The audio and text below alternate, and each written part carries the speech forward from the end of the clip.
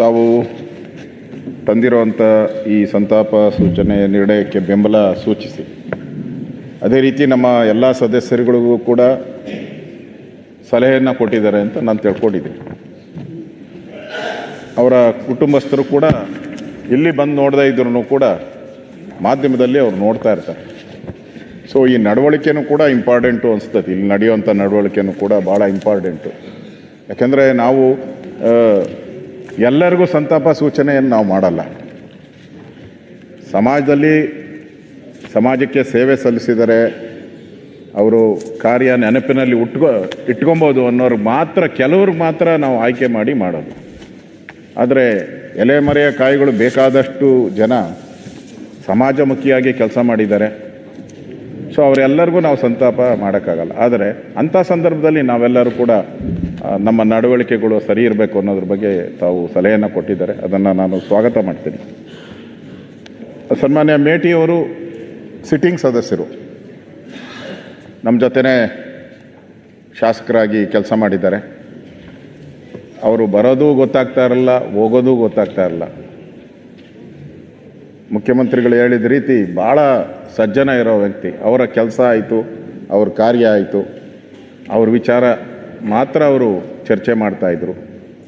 ಆ ಥರದ ವ್ಯಕ್ತಿತ್ವವನ್ನು ಮೇಟಿಯವರು ಹೊಂದಿದ್ರು. ಸೊ ಅವರು ಭಾಳ ಕೆಳಮಟ್ಟದಿಂದ ರಾಜಕೀಯಕ್ಕೆ ಬಂದಿದ್ದಾರೆ. ಏನೋ ಒಂದು ಇನ್ಫ್ಲೂಯೆನ್ಸ್ ಆಗಿ ಬಂದವರು ಅಂತ ನನಗನ್ಸಿಲ್ಲ. ಭಾಳ ಕೆಳಮಟ್ಟದಿಂದ, ಗ್ರಾಮ ಪಂಚಾಯಿತಿಯಿಂದ, ಅದೇ ರೀತಿ ಅಭಿವೃದ್ಧಿ ಪ್ರಾಧಿಕಾರ, DCC ಬ್ಯಾಂಕು, MLA ಆಗಿ, ಮಂತ್ರಿಯಾಗಿ, ಲೋಕಸಭಾ ಸದಸ್ಯರಾಗಿ ಎಲ್ಲ ರಂಗದಲ್ಲೂ ಕೆಲಸ ಮಾಡಿದ್ದಾರೆ. ಯಾಕಂದರೆ ಬಾಗಲಕೋಟೆ ಜಿಲ್ಲೆಯಲ್ಲಿ ಜಾತಿ ಇರ್ಬೋದು, ಧರ್ಮ ಇರ್ಬೋದು, ಇವೆಲ್ಲವನ್ನು ಮೀರಿ ಗೆಲ್ತಾ ಇದ್ರು ಅವರೆಲ್ಲರೂ ಕೂಡ. ಆ ಥರ ಒಳ್ಳೆಯ ಸಜ್ಜನ ವ್ಯಕ್ತಿಯಾಗಿದ್ದಾರೆ. ಭಾಳಷ್ಟು ಬಾರಿ 1989ರಿಂದನೂ ಕೂಡ 2025 ಕೂಡ ಅವರು ಶಾಸಕರಾಗಿ ನಮ್ಮ ಮಧ್ಯೆ ಕೆಲಸ ಮಾಡಿದ್ದಾರೆ, ಸಚಿವರಾಗಿ ಕೆಲಸ ಮಾಡಿದ್ದಾರೆ. ಈಗಾಗಲೇ ಮುಖ್ಯಮಂತ್ರಿಗಳಿದ್ದಾರೆ. ಭಾಳ ಆತ್ಮೀಯರಾಗಿದ್ದಂಥವರು, ಅಭಿಮಾನಿಯಾಗಿದ್ದಂಥವರು.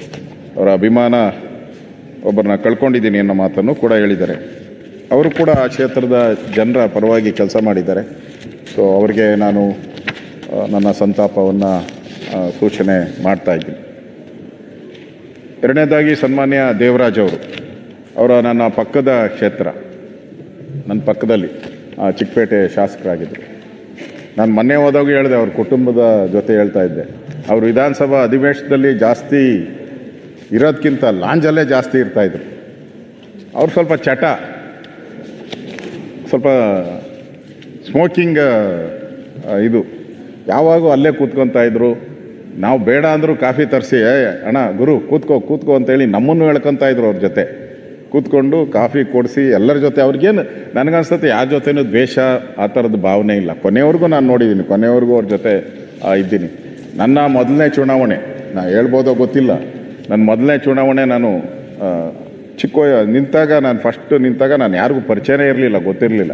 ನನ್ನ ವಿರುದ್ಧ ನಿಂತಂಥವರು ಮಾಜಿ ಮಂತ್ರಿಗಳು ನಿಂತಿದ್ರು ಆ ಸಂದರ್ಭದಲ್ಲಿ. ಸೊ ನನಗೆ ಅವಾಗ ದೊಡ್ಡ 14 ಲಕ್ಷ ಇದು, ನಾನು ನೋಡೋಕ್ಕೆ ಆಗ್ತಾ ಇರಲಿಲ್ಲ ಮತದಾರನ. ಅಂಥ ಸಂದರ್ಭದಲ್ಲಿ ಆ ಏರಿಯಾ ಎಲ್ಲ ಇವ್ರದೇ ಕಬ್ಜಾ, ಆ JP ನಗರ, ಬನಶಂಕರಿ ಎಲ್ಲ ಇವರೇ ಒಂಥರ ನೋಡ್ತಾ ಇದ್ದಿದ್ದು. ಕಾಂಗ್ರೆಸ್ ಪಾರ್ಟಿ ಅವ್ರನ್ನ ಇನ್ಚಾರ್ಜ್ ಹಾಕ್ಬಿಟ್ಟವರಲ್ಲಿ. ಸೊ ನನಗೆ ಅಲ್ಲಿ ಯಾರು ಬೂತ್ ಹತ್ರ ಒಬ್ಬರು ಕೂತ್ಕೊಳ್ಳೋಕ್ಕೂ ಬಿಡ್ತಾ ಇರಲಿಲ್ಲ ಮನುಷ್ಯ, ಒಬ್ಬರನ್ನು. ಆ ಸಂದರ್ಭದಲ್ಲಿ ಅಲ್ಲಿ KM ನಾಗರಾಜ್ ಇದ್ದಾರೆ, ಈಗೂ KM ನಾಗರಾಜ್. ನಾನು ಹೋಗಿ ಹೇಳಿದೆ, ಅಣ್ಣ ಈ ಥರ ಆಗಿದೆ ಅಂತ. ಅವ್ರು ಕರೆದು ಹೇಳಿದ್ರು, ನೋಡಪ್ಪ ಚುನಾವಣೆ ಅವ್ರು ಕೆಲಸ ಮಾಡಲಿ, ನಿಂದೇನೈತೆ ನೀನು ಕೆಲಸ ಮಾಡು ಅಂತ ಹೇಳಿದ್ರು. ಆ ಚುನಾವಣೆ ನಾನು ಗೆದ್ದೆ, ಅದು ಬೇರೆ ಪ್ರಶ್ನೆ. ಅಂದರೆ ಅದು ಫ್ರೆಂಡ್ಶಿಪ್ಪು, ಆ ಥರದ ಒಂದು ಸ್ನೇಹನೂ ಕೂಡ ಅವ್ರ ಹತ್ರ ಇತ್ತು. ಸೊ ಮೊನ್ನೆ ಅವರು, ನನಗೂ ಆಶ್ಚರ್ಯ, ಹುಟ್ಟದ ಹಬ್ಬ ಆಚರಣೆ ಮಾಡೋಕ್ಕೂ ಅವರು ದೇವಸ್ಥಾನಕ್ಕೆ ಹೋದರು, ಚಾಮುಂಡೇಶ್ವರಿ ದೇವಸ್ಥಾನಕ್ಕೆ. ಅವಾಗೂ ದೇವಸ್ಥಾನ ಭಕ್ತಿ ಅವರು ರೆಗ್ಯುಲರು. ಪಾಪ ನನಗೆ ಅವರು ಮಣ್ಣಾದಾಗ, ಅವರು ಹುಟ್ಟಿದ ದಿನವೇ ಮಣ್ಣಾಗಿದ್ದು, ಅವರು ಅಲ್ಲಿ ಮಣ್ಣಾಗಿದ್ದು ಕೂಡ ಹುಟ್ಟಿದ ದಿನವೇ.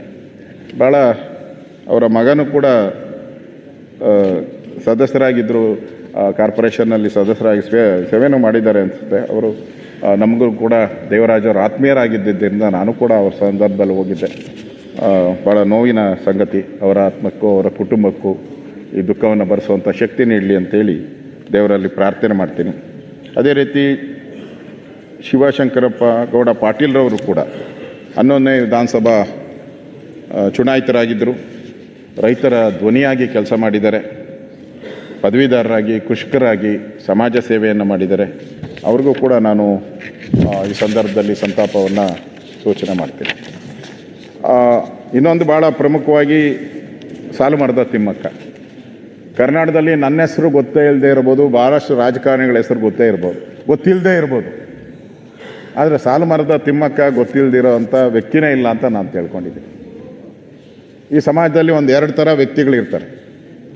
ಒಬ್ಬ ವ್ಯಕ್ತಿ ಸತ್ತಾಗ ಹೇಳ್ತಾರೆ, ಯಾಕಪ್ಪ ಇಷ್ಟು ಬೇಗ ಸತ್ತುಬಿಟ್ಟ ಅಂತ, ಅದೊಂದು ಕ್ಯಾಟಗರಿ. ಇನ್ನೊಂದು ಕ್ಯಾಟಗರಿ ಇದೆ, ಯಾಕಪ್ಪ ಇವನು ಬದುಕಿದ್ದಾನೆ ಅಂತ ಹೇಳುವಂಥ ಕ್ಯಾಟಗರಿನೂ ಇದ್ದಾರೆ.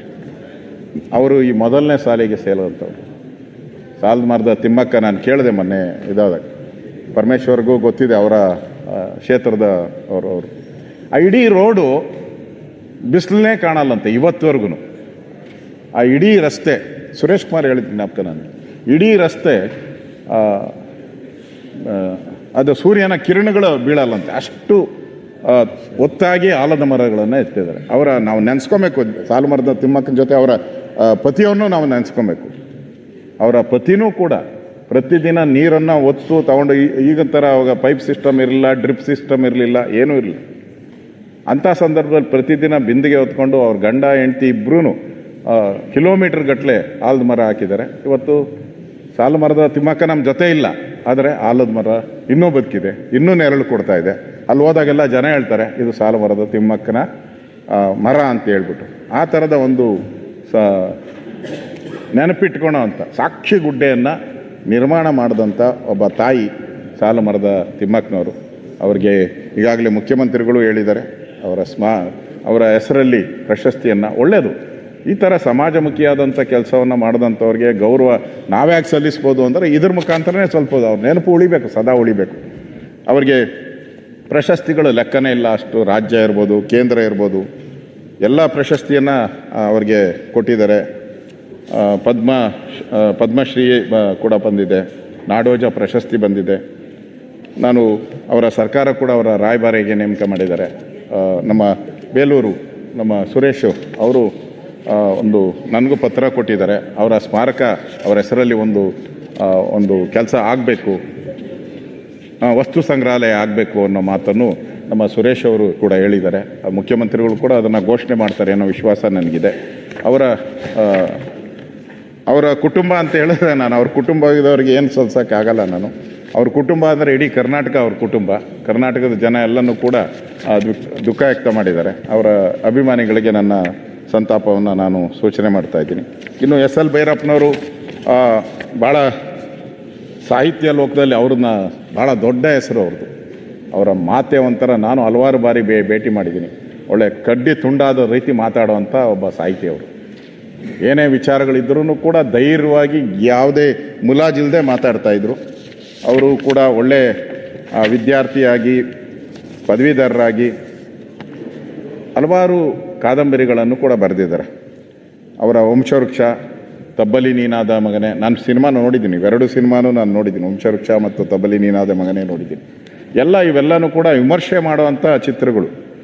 ನಾವು ಹೋಗಿ ಈ ಸಿನಿಮಾಗಳು ನೋಡ್ತಿರಲ್ಲ, ಏನು ಫೈಟಿಂಗು, ಇವು ಬಾಂಬ್ ಹಾಕೋದು, ಈ ಥರದ ಸಿನಿಮಾಗಳಲ್ಲ, ವಿಮರ್ಶೆ ಮಾಡೋದು. ಅಂದರೆ ಸಮಾಜದಲ್ಲಿ ಏನು ತಪ್ಪುಗಳಿದೆ, ಏನು ಅನ್ಯಾಯ ನಡೀತಾ ಇದೆ, ಅದರ ಪ್ರತಿಬಿಂಬವಾಗಿ ಅವರ ಈ ಸಿನಿಮಾಗಳು ಬಂದಿದ್ದು. ಅಂದರೆ ಜನ ವಿಮರ್ಶೆ ಮಾಡಬೇಕು, ಇದನ್ನು ನಮ್ಮ ಸಮಾಜದಲ್ಲಿ ಈ ಥರದ ಇದೆಯಾ, ಇದನ್ನು ಹೋಗಲಾಡಿಸುವಂಥದ್ದಕ್ಕೆ ಪ್ರಯತ್ನ ಹೆಂಗಾಗಬೇಕು ಅನ್ನೋ ಮಾದರಿ ಹೇಳುವಂಥ ಒಂದು ಚಿತ್ರಗಳನ್ನು ಆ ಸಂದರ್ಭದಲ್ಲಿ ಮಾಡಿದ್ದಾರೆ. ಮತಯಾನ ಇರ್ಬೋದು, ಉತ್ತರಾಖಂಡ ಇರ್ಬೋದು, ನಾಯಿ ನೆರಳು, ಇದು ಭಾಳ ವಿಮರ್ಶೆಗೆ ಒಳಗಾದಂಥ ಕಾದಂಬರಿಗಳು. ಅವ್ರಿಗೂ ಸಹ ಪ್ರಮುಖವಾಗಿ ಅಂತ ಹೇಳಿದ್ರೆ ಸರಸ್ವತಿ ಸನ್ಮಾನ್, ಇದು ಅಪರೂಪದ ಒಂದು ಪ್ರಶಸ್ತಿ. ಈ ಪ್ರಶಸ್ತಿನೂ ಕೂಡ ಸರಸ್ವತಿ ಸನ್ಮಾನ್ ಬಂದಿದೆ. ಅದೇ ರೀತಿ ಪದ್ಮಶ್ರೀ ಇರ್ಬೋದು, ಪದ್ಮವಿಭೂಷಣ ಇರ್ಬೋದು, ಅವ್ರು ಬಂದಿದೆ. ಎಲ್ಲ ಪ್ರಶಸ್ತಿಗೂ ಕೂಡ ಅವರೇನು ಭಾಗಿ ಅಂತ ನಾವು ಹೇಳೋಕ್ಕಲ್ಲ. ಅದೆಲ್ಲ ಪ್ರಶಸ್ತಿ ಕರ್ನಾಟಕಕ್ಕೆ ಬಂದಂಗೆ ನಮ್ಮೆಲ್ಲರಿಗೂ ಸಿಕ್ಕಿದೆ ಅಂತ. ಯಾಕಂದರೆ ಪ್ರಶಸ್ತಿ ಬಂದಾಗ ಅವರು ಕರ್ನಾಟಕದವರು ಅಂತ ಹೇಳ್ತಾರೆ. ಕೇಂದ್ರದ ಪ್ರಶಸ್ತಿಗಳು ಬಂದಾಗ ಅದು ಹೆಮ್ಮೆ ನಮಗೆ. ಆ ಥರದ ಒಂದು ಪ್ರಶಸ್ತಿನೂ ಕೂಡ ನಮಗೆ ನಮ್ಮ ರಾಜ್ಯಕ್ಕೆ ತಂದಿದ್ದಾರೆ. ಅವ್ರಿಗೂ ಸಿಕ್ಕಿದೆ. ಕೊನೆಯ ದಿನಗಳಲ್ಲಿ ಅವರು ಬೆಂಗಳೂರಲ್ಲಿ ಬಂದು ವಿಶ್ರಾಂತಿ ಪಡಿತಾ ಇದ್ದರು. ನನಗೆ ಒಬ್ಬರು ಪತ್ರಕರ್ತರು, ಎಡಿಟ್ರು, ಅವರು ಅವ್ರನ್ನ ನೋಡ್ತಾ ಇದ್ರು. ಅವತ್ತು ಕೂಡ ಪ್ರತಿದಿನ ಬೆಳಗ್ಗೆ ವಾಕಿಂಗ್ ಮಾಡಿ ಆರಾಮ್ಸೆ ಬಂದು ತಿಂಡಿ ತಿಂದು ಹೋಗ್ತಾಯಿದ್ರು. ಸಡನ್ನಾಗಿ ಅವ್ರಿಗೆ ಸಮಸ್ಯೆ ಆದಾಗ ಅಲ್ಲಿನ ಆಸ್ಪತ್ರೆ ಸೇರಿದ್ರು. ಅವರು ತೀರ್ಕೊಂಡಿದ್ದಾರೆ. ಅವರು ಕೂಡ ಮೈಸೂರಿನವರು, ಮೈಸೂರಲ್ಲೇ ವಾಸ ಆಗಿದ್ದರು. ಅವರ ಎಸ್ ಎಲ್ ಭೈರಪ್ಪನವರಿಗೂ ಕೂಡ ನಾನು ಭಾಳ ದುಃಖ ವ್ಯಕ್ತ ಮಾಡಿ ಅವರ ಕುಟುಂಬಕ್ಕೆ ಈ ದುಃಖವನ್ನು ಭರಿಸುವಂಥ ಶಕ್ತಿ ನೀಡಲಿ ಅಂತೇಳಿ ಭಗವಂತನಲ್ಲಿ ಪ್ರಾರ್ಥನೆ ಮಾಡ್ತಾ ಇದ್ದೀನಿ. ಉಮೇಶ್ ಅವರು ಹಾಸ್ಯ ಕಲಾವಿದರು. ಅವ್ರ ಜೀವನದಲ್ಲಿ ಏನು ಕಷ್ಟ ಇದೆಯೋ ಗೊತ್ತಿಲ್ಲ, ಆದರೆ ಜನ ಅಂತೂ ನಗಿಸ್ತಾ ಇದ್ರು. ಅವ್ರ ಕೆಲವು ಸಿನಿಮಾ ಅಂತೂ ಕೂಡ ಇನ್ನೂ ಭಾಳ ಜನ ನೋಡಿ ನಗುವಂಥ ಸಿನಿಮಾಗಳು ಕೊಟ್ಟಿದ್ದಾರೆ. ಭಾಳಷ್ಟು ಪ್ರಶಸ್ತಿಗಳು ಕೂಡ ಬಂದಿದೆ ಅವರಿಗೆ. 700ಕ್ಕೂ ಹೆಚ್ಚು ಚಿತ್ರಗಳಲ್ಲಿ ಭಾಗಿಯಾಗಿದ್ದಾರೆ. ಸೊ ಒಬ್ಬ ನಗಿಸುವಂಥ ಕಲಾವಿದ, ಚಲನಚಿತ್ರರಂಗದಲ್ಲಿ ಒಳ್ಳೆಯ ಹೆಸರನ್ನು ಮಾಡಿದ್ದಾರೆ. ಸೊ ಅವರು ಕೂಡ 30/11/2025 ನಿಧನರಾಗಿದ್ದಾರೆ. ಇವರೆಲ್ಲ ಕುಟುಂಬಕ್ಕೂ ನಾನು ಕೂಡ ಯಾರ್ಯಾರು ಇವತ್ತು ನಾವು ಸಂತಾಪ ಸೂಚನೆಯನ್ನು ಕೊಡ್ತಾ ಇದ್ದೀರಿ, ಅವರೆಲ್ಲ ಕುಟುಂಬಕ್ಕೂ ಅವರು ಮಾಡಿರುವಂಥ ಸೇವೆ, ಕರ್ನಾಟಕಕ್ಕೆ ಮಾಡಿರುವಂಥ ಸೇವೆ, ಅವರ ಸೇವೆಯನ್ನು ನಾವೆಲ್ಲರೂ ಕೂಡ ನೆನಪು ಮಾಡ್ಕೊಳ್ಳೋಣ. ಸಾಧ್ಯ ಆದರೆ ಸರ್ಕಾರನೂ ಕೂಡ ಅವರಿಗೆ ಅವರ ಹೆಸರು ಉಳಿಯೋ ರೀತಿ ಮಾಡುವಂಥ ಪ್ರಯತ್ನವನ್ನು ಕೂಡ ಸರ್ಕಾರನೂ ಕೂಡ ಮಾಡಲಿ ಅನ್ನೋ ಮಾತನ್ನು ಹೇಳಿ ನಿರ್ಣಯಕ್ಕೆ ನನ್ನ ಬೆಂಬಲವನ್ನು ಸೂಚಿಸಿ ನಾನು ಮಾತು ಮುಗಿಸ್ತಾ ಇದ್ದೀನಿ. ಧನ್ಯವಾದ.